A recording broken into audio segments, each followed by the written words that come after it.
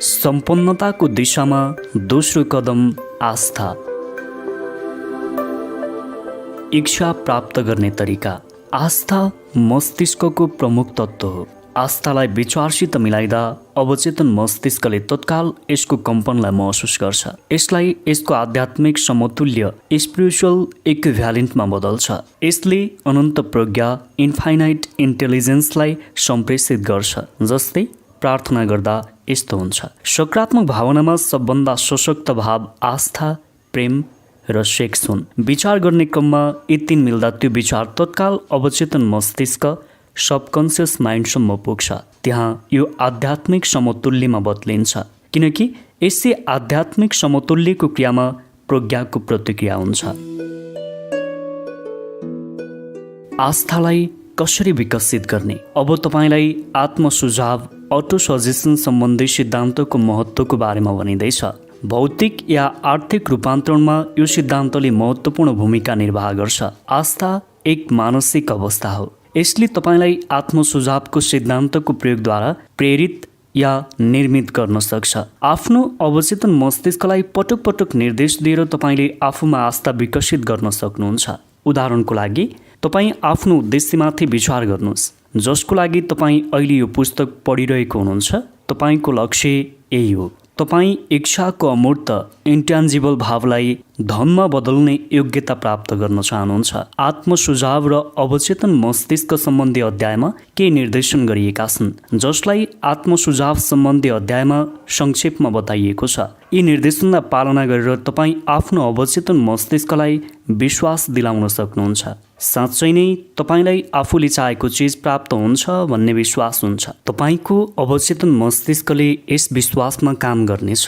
फेरि यसले तपाईँलाई आस्था प्रदान गर्नेछ। त्यसपछि तपाईँको मस्तिष्कमा निश्चित योजनाहरू आउनेछन्, जसद्वारा तपाईँले आफ्नो मनले चाहेको कुरा पाउन सक्नुहुनेछ। आस्था एक मानसिक अवस्था हो। यसलाई तपाईँ आफ्नो इच्छाले विकसित गर्न सक्नुहुन्छ। त्यसपछि तपाईँ 13वटा सिद्धान्तमा पारङ्गत बन्नुहुनेछ। आस्थाको मानसिक अवस्था स्वतः भोलेन्टरी विकसित हुनेछ। यसमा तपाईँलाई आफ्नो लगन र यी 13वटा सिद्धान्तको प्रयोगको आवश्यकता हुन्छ। यदि तपाईँ आस्थाको भावलाई आफ्नो इच्छा अनुसार विकसित गर्न चाहनुहुन्छ भने यसको एकमात्र तरिका यही हो। तपाईँ आफ्नो अवचेतन मस्तिष्कलाई पटक पटक सकारात्मक निर्देशन दिइराख्नुहोस्। यदि मैले केही मानिस किन अपराधी बन्छन् भनेर बताएँ भने सायद तपाईँले यस कुरालाई अझै राम्रोसित बुझ्न सक्नुहुन्छ। एक प्रसिद्ध क्रिमिनोलोजिस्टको शब्दमा, पहिलोपटक अपराधको सम्पर्कमा आउँदा मानिसले त्यसलाई घृणा गर्छन्। यदि केही समयसम्म अपराधको सम्पर्कमा रहन्छन् भने उनीहरू अन्तमा यसमा सामेल हुन जान्छन् अनि अपराध गर्न थाल्छन्। तपाईँ एकपटक फेरि यस वक्तव्यमाथि विचार गर्नुहोस्। प्रबल भावना र आस्थाको मिश्रण भएका विचारले तत्कालै आफूलाई भौतिक समतुल्यमा बदल्न सुरु गर्छन्। भाव या विचारको भावनात्मक पक्ष अचम्मको तत्त्व हो। विचारको भाव कुनै पनि विचारको संवेगसित जोडिँदा यसले भाव या भावनात्मक पक्षलाई धेरै शक्तिशाली बनाइदिन्छ। कुनै पनि सकारात्मक या नकारात्मक भावले जोडिएको विचार संवेग थट इम्पल्सिस अवचेतन मस्तिष्कसम्म पुग्छ र त्यसलाई प्रभावित गर्न सक्छ। कुनै पनि दुर्भाग्यलाई मारिएको हुँदैन। अवचेतन मस्तिष्कले कुनै पनि विचारलाई तेजपूर्वक भौतिक समतुल्यमा बदल्छ, चाहे त्यो विचार सकारात्मक होस् या नकारात्मक, रचनात्मक होस् वा विध्वंसात्मक। यही अद्भुत रहस्यको कारण हो। यसलाई करोडौँ मानिसले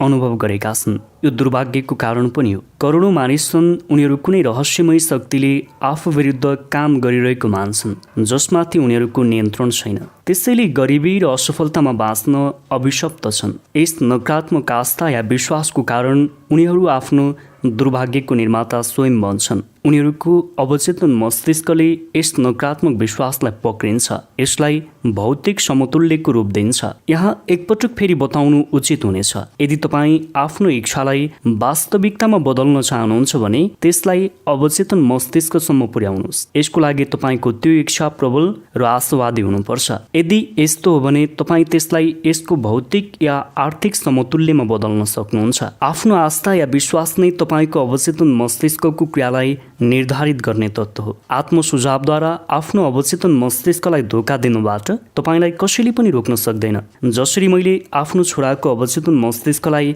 धोका दिएको थिएँ, यस धोकालाई धेरै यथार्थवादी बनाउनुको लागि फरक खालको व्यवहार गर्नुहोस्। मानौ तपाईँसित आफूले पाउने इच्छा गरिरहेको भौतिक वस्तु पहिलेदेखि नै उपस्थित थियो। यस्तो भाव तपाईँमा आफ्नो अवचेतन मस्तिष्कलाई आदेश दिने बेलामा हुनुपर्छ। अवचेतन मस्तिष्कमा विश्वास र आस्थाको स्थितिमा दिएको कुनै पनि आदेश वास्तविकतामा बदलिन सक्छ। त्यसको बारेमा तपाईँलाई विश्वास भने हुनुपर्छ। यस अवस्थामा सबभन्दा सिधा र व्यवहारिक तरिकाले यसलाई यसको भौतिक समतुल्यमा बदल्न सकिन्छ।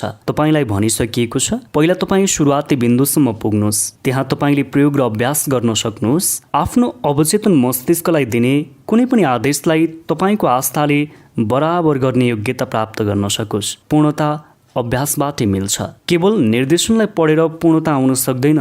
तपाईँको लागि आफ्नो नकारात्मक भावनालाई हतोत्साहित गरेर तिनलाई आफ्नो मस्तिष्कबाट निकालिदिनु अनिवार्य छ। मस्तिष्कमा प्रबल सकारात्मक भावना मानसिक अवस्थाको प्रिय निवास बन्न जान्छ, जसलाई आस्था भनिन्छ।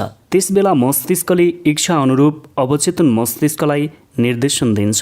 अवचेतन मनले यसलाई स्वीकार गर्छ र यसमाथि तत्काल काम गर्छ। आस्था एक मानसिक अवस्था हो। यसलाई आत्मसुझावद्वारा विकसित पनि गर्न सकिन्छ। सङ्घर्षरत मानवलाई धर्मावलम्बीहरूले यस वा त्यस धार्मिक सिद्धान्तमा आस्था राख्नुपर्छ भनेर सन्देश दिइरहेका छन्। यस्तो युगौँदेखि चल्दै आइरहेको छ, तैपनि उनीहरू आस्था कसरी उत्पन्न गर्ने भनेर बताउनु भने असफल छन्। उनीहरूले आस्था एक मानसिक अवस्था हो भनेर बताएनन्, यसलाई आत्मसुझावद्वारा विकसित गर्न सकिन्छ भनेर सिकाएनन्। एक आम मानिसले बुझ्ने भाषामा हामीले सिद्धान्त बताउनुपर्छ, जसद्वारा आस्थाको अस्तित्व नभएको ठाउँमा यसको विकास गर्न सकियोस्। आस्था नै त्यो अमृत हो जसले विचारको आवेगलाई जीवन, शक्ति र क्रियाशीलता प्रदान गर्छ।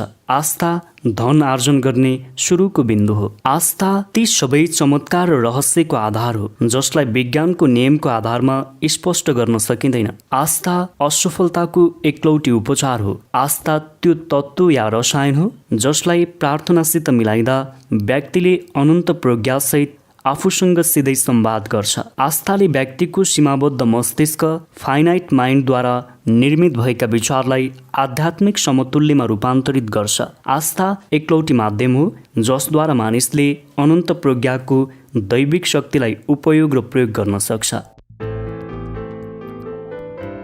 आत्मसुझावको जादु आस्थाको लागि सजिलैसित प्रमाण दिन सकिन्छ। यो आत्मसुझावको सिद्धान्तमा आधारित छ। आउनुहोस् हामी आफ्नो ध्यान आत्मसुझावको विषयमा केन्द्रित गरौँ अनि यो के हो र के प्राप्त गर्नमा समर्थ छ भनेर पत्ता लगाऊ। एउटा तथ्य छ। यस तथ्यको बारेमा सबै व्यक्तिले जान्दछन्। व्यक्तिले आफैसित जुन कुरा पटक पटक दोहोऱ्याउँछ उसले अन्त्यमा त्यस कुरामाथि विश्वास गर्न थाल्छ, चाहे त्यो कुरा सही होस् या गलत। यदि कुनै व्यक्तिले पटक पटक कुनै झुट दोहोऱ्याइरहन्छ भने अन्ततः उसले त्यस झुटलाई वास्तविक रूपमा स्वीकार गर्छ। यति मात्र होइन, उसले सत्य यही हो भनेर विश्वास गर्न थाल्छ। जुन प्रकारको विचारलाई मस्तिष्कमा राज्य दिन्छ मानिस त्यही बन्छ। जुन विचारलाई मानिसले आफ्नो मस्तिष्कमा स्थान दिन्छ र जसलाई उसले सहानुभूति तथा आफ्नो भावनासित सम्बद्ध गर्छ त्यो उसको लागि प्रेरक शक्ति बन्छ। यस्तो शक्तिले उसको प्रत्येक गतिविधि, कार्य र कर्मलाई नियन्त्रित गर्छ। आउनुहोस् अब एक अति नै महत्त्वपूर्ण सत्य वक्तव्य हेरौँ। विचार र भावनाहरू संयोजित हुँदा त्यो एक चुम्बकीय शक्ति बन्न जान्छ जसले आफू समान या आफूसित जोडिएको विचारलाई आमन्त्रित गर्छ। भावनासित जोडिएपछि यस प्रकारले चुम्बकीय भएको विचारको तुलना हामी एउटा बीजसँग गर्न सक्छौँ। उब्जाउ जमिनमा छरे पश्चात बीज अङ्कुरित हुन्छ, बिस्तारै बढ्दै जान्छ। परिपक्व भइसकेपछि फेरि यसले पनि लाखौँ बीज उत्पादन गर्छ। मानवीय मस्तिष्कले आफ्नो प्रबलताले भरिएको विचार अनुसारको कम्पनलाई आफूतिर निरन्तर आकर्षित गर्छ। व्यक्तिको मस्तिष्कमा प्रबलताले भरिएको कुनै विचार, योजना वा लक्ष्यले आफ्नो आफन्तलाई आमन्त्रित गर्छ, आफूतिर आकर्षित गर्छ। आफन्तसित जोडिए पश्चात आफू शक्तिशाली बन्छ। व्यक्तिको मस्तिष्कमा बसिरहँदासम्म त्यस व्यक्तिको प्रबल मालिक बन्छ। अब एकपटक सुरुवातको बिन्दुमा जाउँ। कसरी कुनै विचार, योजना वा लक्ष्यको मूल बीज मस्तिष्कमा छर्न सकिन्छ भनेर जान्न सजिलो छ। कुनै पनि विचार, योजना वा लक्ष्यलाई पटक पटक दोहोऱ्याउनाले यसलाई मस्तिष्कमा राख्न सकिन्छ। तपाईँ आफ्नो प्रमुख लक्ष्यलाई लेख्नुहोस्, त्यसलाई याद गर्नुहोस्, जोडसित प्रत्येक दिन पढ्नुहोस्। त्यसको ध्वनिको कम्पन तपाईँको अवचेतन मस्तिष्कसम्म नपुगेसम्म पढिरहनुहोस्। दुर्भाग्यशाली वातावरणको प्रभावलाई हटाउने सङ्कल्प गर्नुहोस्। आफ्नो जीवनलाई सही बाटोमा लिएर आउनुहोस्। आफ्नो मानसिक पुँजी र दायित्व, एसेट्स र लायबिलिटीको हिसाब लगाउनुहोस्। तपाईँले सिद्धान्तको मद्दतले त्यो कमी या अडचनलाई भगाउन सकेको पाउनुहुनेछ। आफ्नो सङ्कोचलाई साहसमा बदल्न सक्नुहुनेछ। यस सिद्धान्तको प्रयोग तपाईँले केही सकारात्मक विचारको सजिलो प्रयोगद्वारा गर्न सक्नुहुन्छ। तपाईँ तल उल्लेखित सकारात्मक विचारलाई लेख्नुहोस्, याद गर्नुहोस्, अनि यो तपाईँको अवचेतन मस्तिष्कको सक्रिय उपकरणको भाग नबनेसम्म पटक पटक दोहोऱ्याउनुहोस्। आत्मविश्वासको सूत्र। पहिलो, मसित जीवनको निश्चित लक्ष्य प्राप्त गर्ने योग्यता छ। यो कुरा मलाई थाहा छ, त्यसैले म यसलाई प्राप्त गर्नको लागि आफैसित निरन्तर लगनशील भएर काम गर्ने अपेक्षा राख्छु। म यस्तै प्रकारले काम गर्ने सङ्कल्प गर्छु। दोस्रो, लेख्नुहोस्, मलाई अनुभव हुन्छ मेरो मस्तिष्कको प्रबल विचारले अन्ततः आफैलाई बाहिरी भौतिक कार्यमा बदलिदिनेछ। बिस्तारै बिस्तारै आफैलाई भौतिक वास्तविकतामा रूपान्तरित गरिदिनेछ। त्यसैले म आफ्नो विचारलाई प्रत्येक दिन 30 मिनटसम्म आफूले कस्तो प्रकारको व्यक्ति बन्ने बारेमा सोचिरहेको छु भन्नेतर्फ एकाग्र गर्नेछु, ताकि मेरो मस्तिष्कमा यसको एक स्पष्ट तस्बिर रहन सकोस्। तेस्रो, आत्मसुझावको सिद्धान्तको प्रयोगद्वारा मैले जुनसुकै इच्छालाई आफ्नो मस्तिष्कमा निरन्तर बनाएर राख्नेछु। त्यो अन्ततः कुनै व्यवहारिक तरिकाद्वारा आफै भौतिक समतुल्यमा बदलिनेछ। मैले लक्ष्य बनाएको त्यो वस्तु मलाई प्राप्त हुनेछ, यो कुरा म जान्दछु। त्यसैले मैले प्रत्येक दिन 10 मिनट आफ्नो आत्मविश्वास विकास गर्ने काममा खर्च गर्नेछु। चौथो, मैले स्पष्टसँग जीवनमा आफ्नो प्रमुख निश्चित लक्ष्यको वर्णन लेखेको छु। ममा त्यसलाई प्राप्त गर्ने आत्मविश्वास नभएसम्म मैले त्यसको लागि कोसिस गर्न पनि छोड्ने छैन। पाँचौँ, लेख्नुहोस्, मलाई पूर्ण रूपले सत्य र न्यायमा आधारित नभएसम्म कुनै पनि सम्पत्ति वा पद लामो समयसम्म राखिराख्न सकिँदैन भन्ने अनुभव हुन्छ। त्यसकारण म यसबाट प्रभावित सबै मानिसलाई फाइदा नगरेसम्म कुनै पनि गतिविधिमा संलग्न हुँदिन। आफूले प्रयोग गर्न चाहने शक्तिलाई आफ्नो तर्फबाट आकर्षित गरेर मैले सफलता पाउनेछु। मैले दोस्रो व्यक्तिको सहयोगद्वारा सफलता पाउन सक्छु। मैले सारा मानवताप्रति प्रेम विकास गर्नेछु। घृणा, ईर्ष्या, स्वार्थ र द्वेष देख्ने बानीलाई आफ्नो मस्तिष्कबाट भगाउनेछु। अरूप्रति नकारात्मक दृष्टि राख्नाले मलाई कहिल्यै सफलता प्राप्त हुन सक्दैन भन्ने थाहा छ। म उनीहरू र स्वयंमाथि विश्वास राख्छु। मैले माथि सूत्रमा विश्वासपूर्वक आफ्नो हस्ताक्षर गर्नेछु, याद गर्नेछु, प्रत्येक दिन जोडले दोहोऱ्याउनेछु। यसो गर्नाले मलाई एक स्वावलम्बी र सफल व्यक्ति बन्नको लागि सहयोग मिल्नेछ। यस सूत्रको पछाडि एउटा प्राकृतिक नियम छ। यस नियमलाई तपाईँ कुन नामले पुकार्नुहुन्छ भन्ने कुरा महत्त्वपूर्ण छैन। महत्त्वपूर्ण कुरा त यसले मानव जातिको सफलताको लागि काम गर्छ, मात्रै यसको रचनात्मक प्रयोग गर्नु जरुरी छ। अर्कोतर्फ यदि यसको विध्वंसात्मक प्रयोग गरेको खण्डमा यसले त्यति नै तत्परताले नष्ट पनि गर्न सक्छ। यस वक्तव्यमा एउटा अति नै महत्त्वपूर्ण सत्य लुकेको छ। जो हार्छन् तथा जसले गरिबी, दुःख र कष्टमा आफ्नो जीवन बिताइरहेका छन् उनीहरूले आत्मसुझावको सिद्धान्तको नकारात्मक प्रयोग गरेका छन्। यसको कारण विचारको सबै संवेगको यस्तै प्रवृत्ति हुनु हो, जसले विचारलाई आफ्नो भौतिक समतुल्यमा रूपान्तरित गरिदिन्छ। नकारात्मक चिन्तनको विध्वंस। अवचेतन मस्तिष्कलाई तपाईँको विचार रचनात्मक होस् वा विध्वंसात्मक कुनै पनि फरक पर्दैन। यसले संवेगद्वारा हामीले यसलाई प्रदान गरेको विचार अनुसार काम गर्छ। अवचेतन मस्तिष्कले डरद्वारा आवेशित विचारलाई पनि साहस र आस्थाद्वारा प्रेरित विचारलाई जस्तै तेजपूर्वक वास्तविकतामा बदलिदिन्छ। यदि बिजुलीलाई रचनात्मक रूपमा प्रयोग गरियो भने यसले डाइनामो घुमाउँछ, मानव जातिको उपयोगी सेवा गर्छ। यदि यसलाई नकारात्मक रूपमा प्रयोग गरियो भने यसले मानिसको ज्यान पनि लिन्छ।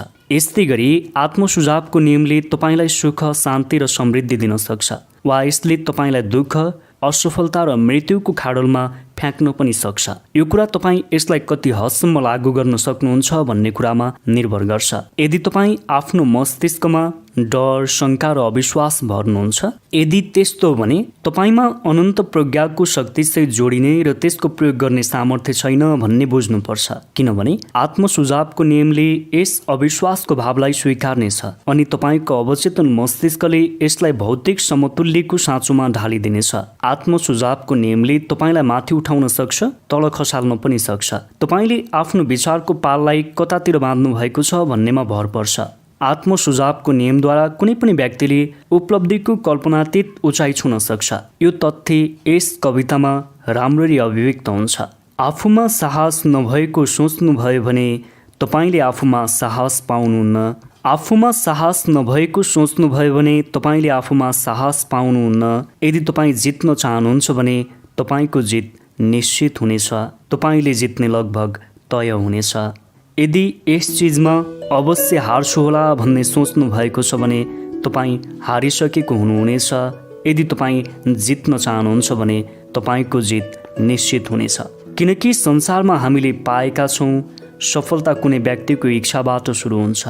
यो पूर्ण रूपले मानसिक स्थितिमा भर पर्छ। यदि तपाईँ आफू पछि परेको छु भन्ने सोच्नुहुन्छ भने तपाईँले माथि उठ्ने बारेमा सोच्नुपर्छ। यो पूर्ण रूपले मानसिक स्थितिमा भर पर्छ। स्वयंप्रति विश्वास गर्नुपर्छ, तब तपाईँले कुनै बेला पुरस्कार जित्न सक्नुहुनेछ। जीवनको युद्ध सधैँ तिनीहरूले जित्दैनन् जो सबभन्दा शक्तिशाली वा तेज हुन्छन्। जीवनको युद्ध सधैँ तिनीहरूले जित्दैनन् जो सबभन्दा शक्तिशाली वा तेज हुन्छन्। बरु छिटो वा ढिलो तिनले जित्छन् जसले जित्ने सोच राख्दछन्। कविताका शब्दमा ध्यान दिनुहोस्। कवितामा तपाईँले कविको मस्तिष्कमा भएको भावलाई बुझ्न सक्नुहोस् भन्नेमा जोड दिइएको छ। तपाईँको मस्तिष्कमा कुन प्रतिभा सुतेको छ?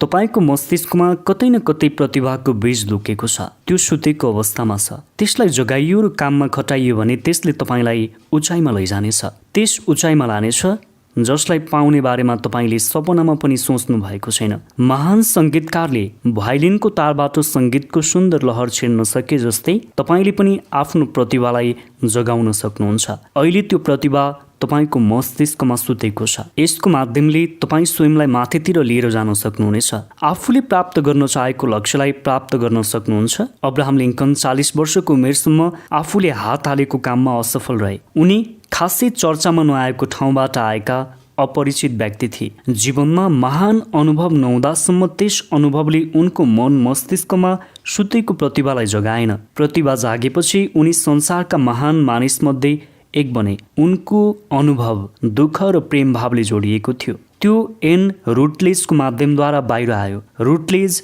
लिङ्कनले प्रेम गरेकी महिला थिइन्। यो एक परिचित तथ्य हो। प्रेम भाव आस्थाको मानसिक अवस्थासँग एकदमै नजिकबाट जोडिएको छ। यसको कारण हो प्रेम हाम्रो विचारको संवेगलाई त्यसको आध्यात्मिक समतुल्यमा बदल्ने सबभन्दा नजिक हुन्छ।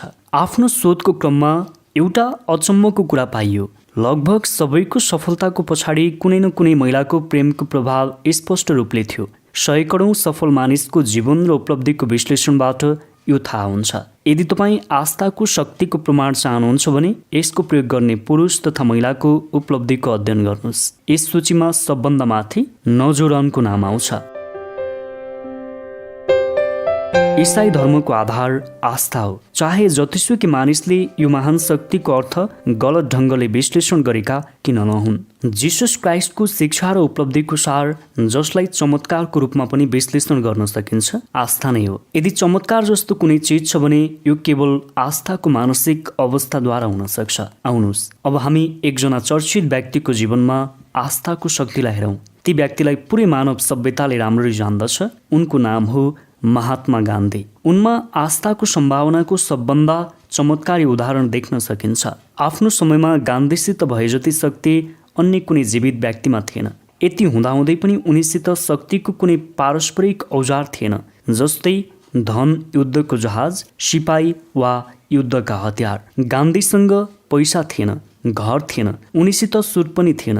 उनीसित थियो त एउटै चिज, शक्ति। उनीसित यो शक्ति कसरी आयो? उनले यसलाई आस्थाको सिद्धान्तको अध्ययनबाट विकसित गरे। उनमा आफ्नो आस्थालाई 20 करोड मानिसको मस्तिष्कमा रोप्न सक्ने योग्यता थियो। गान्धीले 20 करोडको मस्तिष्कलाई एक मस्तिष्क सरह एकसाथ चल्नलाई प्रेरित गरे। यो एउटा महान काम थियो। कसरी एउटा विचारले खजाना बनायो। व्यापार र उद्योग चलाउनुमा आस्था र सहयोगको आवश्यकता पर्छ।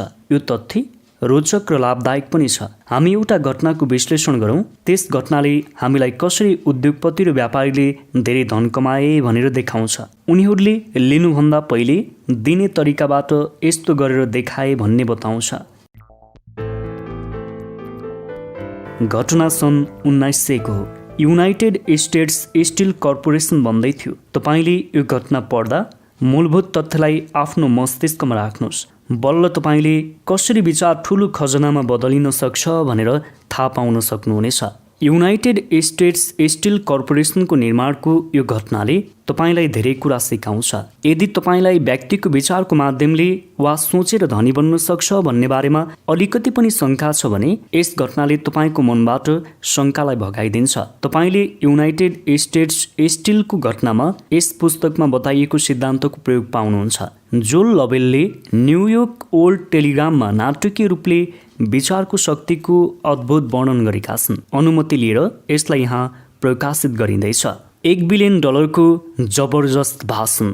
12 डिसेम्बर 1900 को साँझ देशका लगभग 80 जना धनी मानिस 5th एभिन्यूमा रहेको युनिभर्सिटी क्लबको समारोह हलमा जम्मा भएका थिए। कार्यक्रममा पश्चिमबाट आएका एक युवकको सम्मान पनि गरिँदै थियो। आधा दर्जनभन्दा बढी अतिथिलाई यस कुराको बारेमा थाहै थिएन। उनीहरू अमेरिकी औद्योगिक इतिहासको सबभन्दा महत्त्वपूर्ण घटना हेर्न गइरहेका थिए। जे एडवर्ड सिमन्स र चार्ल्स स्टिवर्ड स्मिथको हृदय कृतज्ञताले भरिएको थियो। उनीहरू भर्खरै पिटर्सबर्ग पुगेका थिए। चार्ल्स एम स्वाबले उदारतापूर्वक उनीहरूको अद्भुत अतिथि स्वीकार गरेका थिए। स्वाब त्यसबेला 38 वर्षका थिए। सिमन्स र स्मिथले उनीबाट पूर्ण बैंकिङ सोसाइटीको परिचय गराउनको लागि यस डिनरको आयोजना गरेका थिए। स्वाबलाई लामो भाषणको आशा थिएन। उनको सोच थियो न्युयोर्कका मानिस भाषण कलालाई मन पराउँदैनन्, त्यसबाट प्रभावित हुँदैनन्।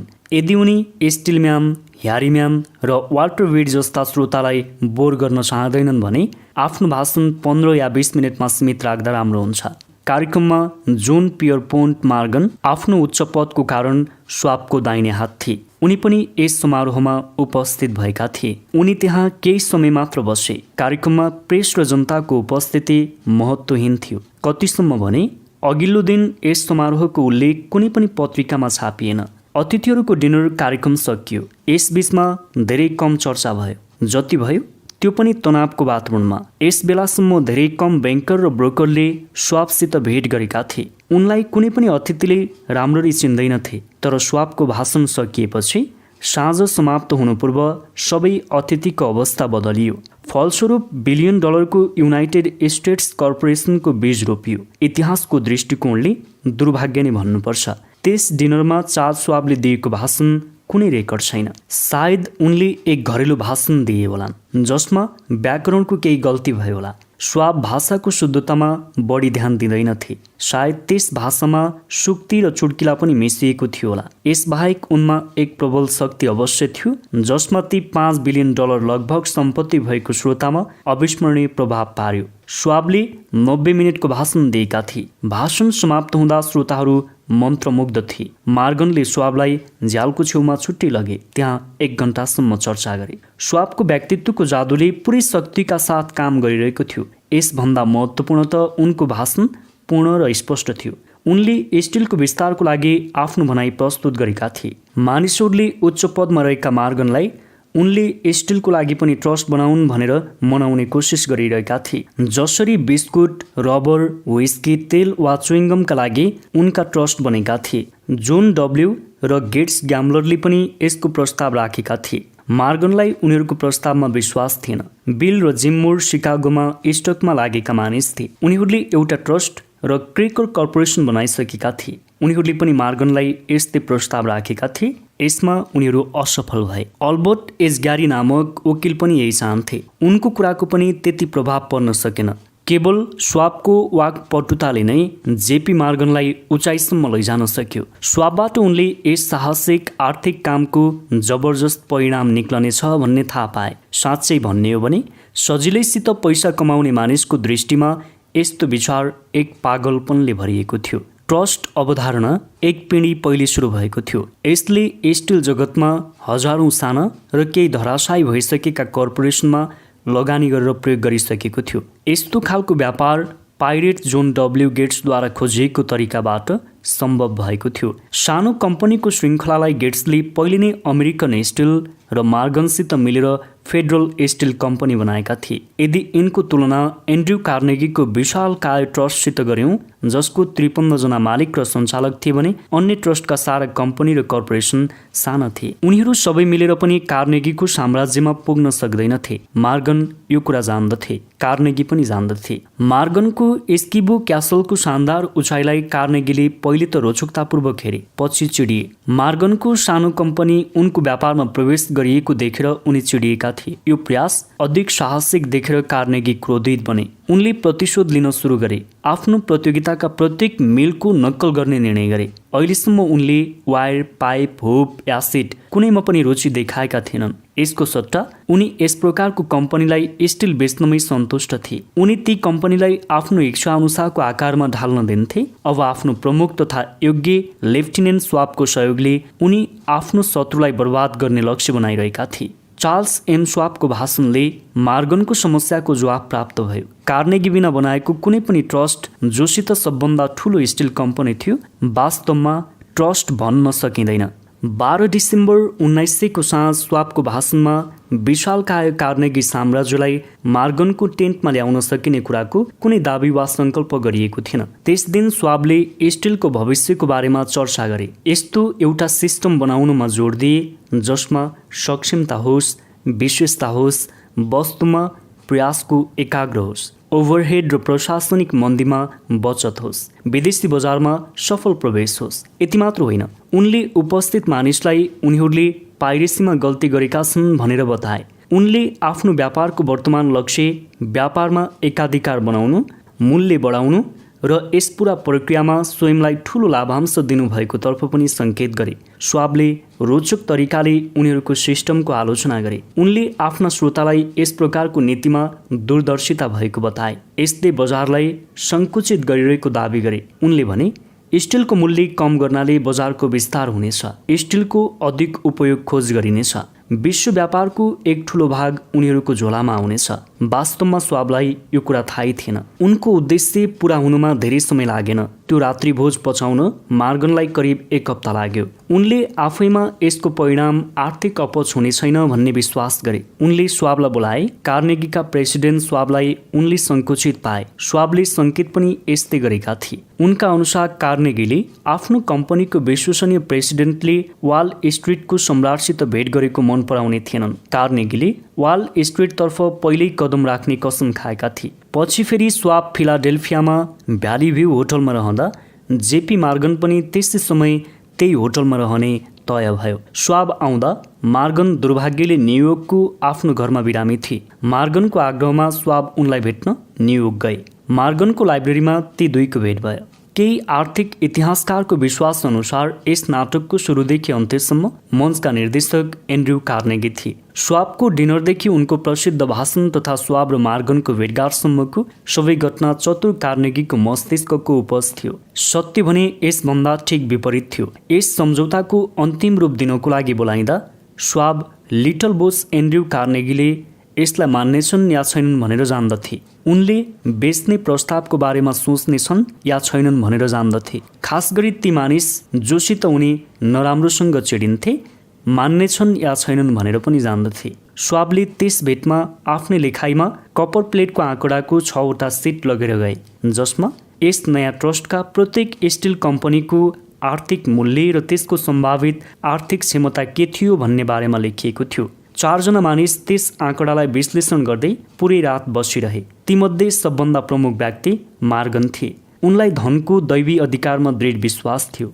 उनीसित उनका पार्टनर रोबर्ट बेकन थिए। रोबर्ट एक विद्वान र सुसंस्कृत व्यक्ति थिए। तेस्रो व्यक्ति जोन डब्ल्यू गेट्स थिए, जसलाई मार्गन सानो सम्झिन्थे। उनलाई एक औजार जस्तै प्रयोग गर्थे। चौथो स्वयं स्वाब थिए। उनी स्टिल बनाउने र बेच्ने प्रक्रियाको बारेमा त्यस समय जीवित कुनै पनि समूहभन्दा बढी जान्दथे। पुरै चर्चामा उनको आँकडाको बारेमा कुनै प्रश्न गरिएन। कम्पनीको मूल्य त्योभन्दा बढी या घटी हुन सक्दैन थियो। उनले ट्रस्टमा आफैले लेखेको अनुसारको कम्पनी रहनेछन् भन्नेमा जोड दिएका थिए। उनले एउटा कर्पोरेसनको रचना गरेका थिए जसमा कुनै नक्कल हुन सक्ने थिएन। आफ्नो कम्पनीको बोझलाई मार्गनको विशाल काँधमा उतार्न चाहनेहरूको लोभको सन्तुष्टि पनि हुने थिएन।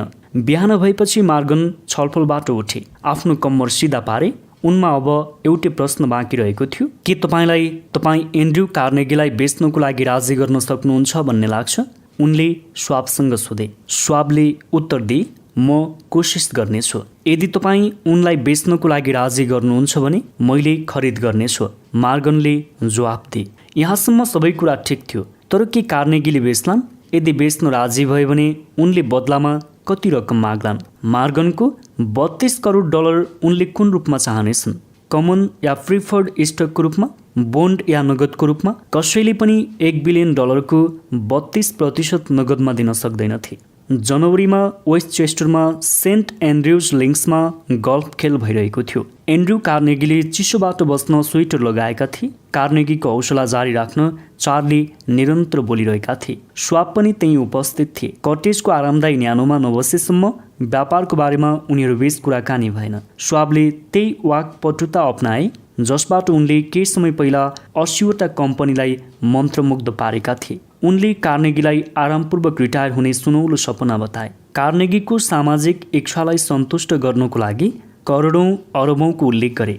जवाफमा कार्नेगीले एउटा कागजको टुक्रामा रकम लेखेर स्वाबलाई थमाइदिए र भने, ठिक छ, म यतिमा बेचिदिन्छु। आँकडा लगभग $40 करोड थियो। यदि स्वाबद्वारा अनुमानित $32 करोड को आँकडालाई मूलभूत आँकडा मानेको खण्डमा उनले $8 करोड जोडिदिएका थिए। पछि ट्रान्स एटलान्टिक लाइनरको डेकमा उभिएर कार्नेगीले मार्गनसँग अफसोस गर्दै भने, काश मैले तपाईँसित $10 करोड बढी मागेको भए त्यो तपाईँलाई प्राप्त हुन्थ्यो।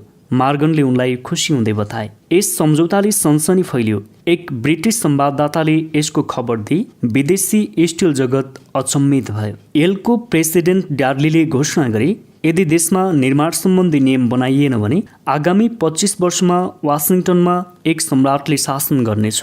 38 वर्षका स्वाबलाई पनि पुरस्कार प्राप्त भयो। उनी यस नयाँ कर्पोरेसनको प्रेसिडेन्ट बने। सन् 1930 सम्म यसमाथि नियन्त्रण गरिरहे।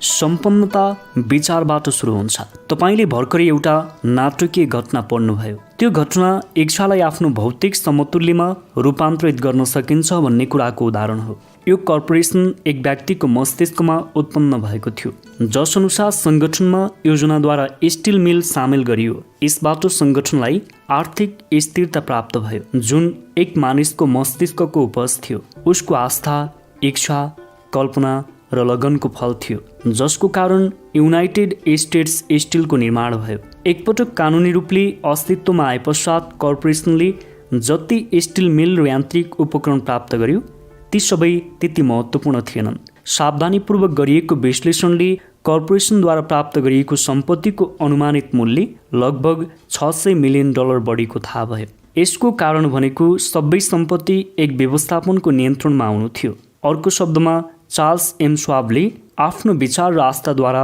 जेपी मार्गन र अन्य मानिसको सामुन्ने आफ्नो विचार प्रकट गरे, जसको बजार मूल्य $60 करोड थियो। एउटा विचारका लागि यो सानो रकम थिएन। युनाइटेड स्टेट्स स्टिल कर्पोरेसन समृद्ध भयो। अमेरिकाको सबभन्दा धनी तथा सशक्त कर्पोरेसन मध्ये एक बन्यो, जहाँ हजारौं मानिसले काम गर्थे। यसमा स्टिलको नयाँ प्रयोग विकसित गरियो। यस प्रकार स्वाबको त्यस विचारमा वास्तवमै दम थियो भन्ने प्रमाणित भयो। त्यसैले सम्पन्नता विचारको रूपमा सुरु हुन्छ भन्न सकिन्छ। धनराशिको सीमा मस्तिष्कमा यसको विचार आउने व्यक्तिबाट निर्धारित हुन्छ। आस्थाले सीमालाई हटाइदिन्छ। तपाईँले जीवनमा इच्छा अनुसारको वस्तुको लागि मूल्यको सम्झौता गर्दा यस कुरालाई याद राख्नु जरुरी छ।